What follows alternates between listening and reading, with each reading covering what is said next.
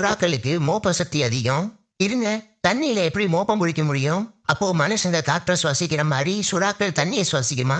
மனுஷங்க கண்ணுக்கு தண்ணி தெரியுது, அப்போ மீன்களால காத்த பார்க்க முடியுமா? இதுக்கு பதில் சொல்ற வரைக்கும் சுறா வெயிட் பண்ணாதே. மேல பாருங்க. நீங்க வேக வேகமா நீந்தி தப்பிக்க ட்ரை பண்றீங்க. தூரத்துல ஒரு பவளப்பாறை தென்படுது. அதுக்கு அடியில போய் ஒளிஞ்சுக்கிட்டா சுறா கிட்ட இருந்து தப்பிச்சிடலாம். நீங்க முழு வேகத்துல நீந்தி. ஓகே, மறுபடி ட்ரை பண்ணலாம். இதை கொஞ்சம் தள்ளி வச்சிருவோம். நீங்க முழு வேகத்துல நீந்தி பவளப்பாறை நோக்கி.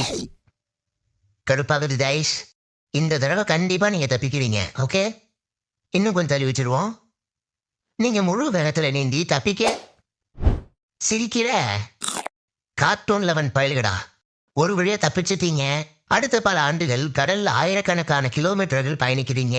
நீரோட்டங்கள் எந்த இடத்துல இருக்கு, எந்த நீரோட்டத்துல ஏறினா எங்க போய் இறங்கலாம், வழியில என்ன மாதிரி பிரச்சனைகள் இருக்கும்னு எல்லாமே உங்களுக்கு ஞாபகத்துல இருக்கு.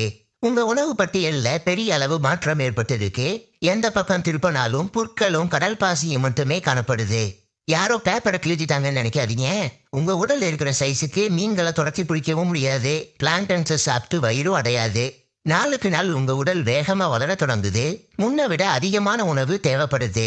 இந்த சமயத்துல நீங்க ஒரு முக்கியமான விஷயத்த தெரிஞ்சுக்கணும். சாப்பிடுறதுக்காக எனர்ஜியை வீணடிக்கவே கூடாது. கடலுக்கு அடிப்பகுதியில ஏராளமான புற்களும் கடல் தாவரங்களும் இருக்கு. அதோட அதுங்க ஓடவும் செய்யாது. இப்படி புற்களையும் கடல் பாசிகளையும் சாப்பிடுறது மூலமா குறைந்த அளவே எனர்ஜி செலவாகிறதோட அடிக்கடி சுவாசிக்க மேல போக வேண்டியதும் இல்ல. வருடங்கள் ஓடுது. இப்ப உங்களுக்கு 25 வயசு ஆகுது. உங்க உடல் முழு வளர்ச்சி அடைந்து 160 கிலோல பிரம்மாண்டமா காணப்படுது. நல்ல விஷயம் என்னன்னா, முக்கால்வாசி மீன்களால உங்களை விழுங்க முடியாது. சீ.